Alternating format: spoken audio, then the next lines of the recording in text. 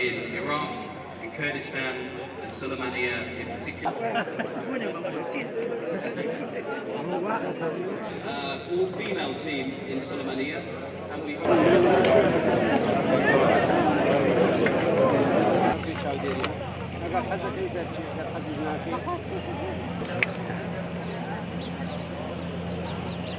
بە بۆنەی ڕۆژی جیهانی هوشیارکردنەوە لە مین و پشتگیریکردنی کاروباری مین لە ڕۆژی 8 کانونی یەکەمی ساڵی 2005دا کۆمەڵەی گشتی نەتەوە یەکگرتووەکان بڕیاریدا کە ڕۆژی بۆ هوشیارکردنەوە و لە مین و پشتگیریکردنی کاروباری مین ڕۆژی 8 کانونی یەکەمی ساڵی 2005 بڕیاریدا کە ڕۆژی چواری هەموو ساڵێک دیاری بکات بۆ ئەو بۆنەیە بۆ یەکەمین جار لە ساڵی چواری 2006دا لەلایەن ڕێکخراوی نەتەوە یەکگرتووەکان و زۆربەی ئەو وڵاتانەی کە گیرۆدەی کێشەی مین و تەقەمەنی بوون یادی ئەو ڕۆژە کرایەوە لەو کاتەوە هەموو ساڵێک لەم ڕۆژەدا لە ئاستەجیاجیەکانی حکوومەت و ڕێکخراوەکانی نەتەوە یەکگرتووەکان و ڕێکخراوە ناحکومیەکان و ڕێکخراوە ناوخۆیی و نێودەوڵەتیەکانی کاروباری مین بە ئەنجامدانی ژمارەیەک چالاشی جۆراوجۆر یادی ئەو ڕۆژە دەکەنەوە ئەم ڕۆژە بە ڕۆژی کاروباری مین ماین ئاکشن دەی دەناسرێت لەم یادەدا دەستگای گشتی کاروباری مین پیرۆزبایی لەسەر جەم پیشەگەرانی کاروباری مین لەسەر تاسەری جیهان بەگشتی و لە هەرێمی کوردستان بە تایبەتی دەکات و هیوای سەرکەوتن و سەلامەتیان بۆ دەخوازێت ڕێکخراوەکانی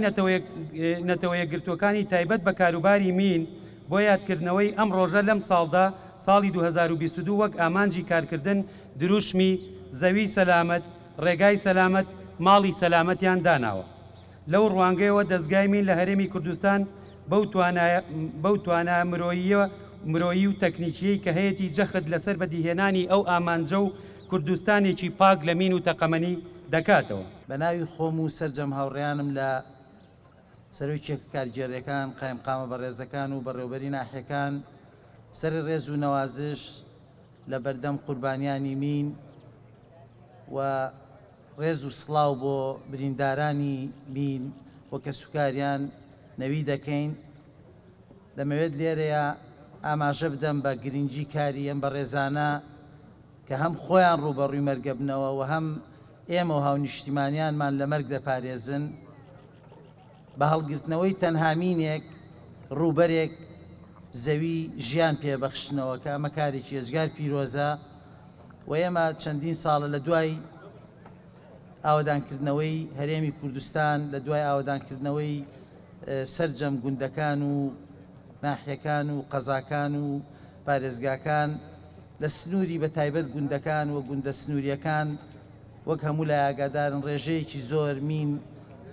چێنرا بوو ئەم بەڕێزانە بە قوربانیدانێکی زۆر بە فیداییەک و جانفیدایەکی زۆر توانیان ڕۆژانە و مانگانە و ساڵانە چەندین ڕوبەرزەوی لە مین پاک بکەنەوە جارێکی تر ژیانی پێ ببەخشنەوە ڕادەستی خاوەنەکانیان و گوندنشینانی خۆشەویست بکرێنەوە بۆەوەی کاری کشت و کاڵی و کاری ئاژەڵداری و ژیانی تا گوزەران بکەن. Ladies and gentlemen, good morning to everyone. Bayani Bash, Ramazan Piroz. On behalf of the Mine Action community in Kurdistan, the Mines Advisory Group, MAG, would like to sincerely thank the government, the regional government here, ICMA and other representatives for providing this platform to deliver some remarks on this important day of International Mine Awareness Day. طبعا هر همه حق المنبرو بلکه اسا برابراتی مرور و آسایش و شوی نهایت کارزانه لانه و شوی نفان باشتر بزنه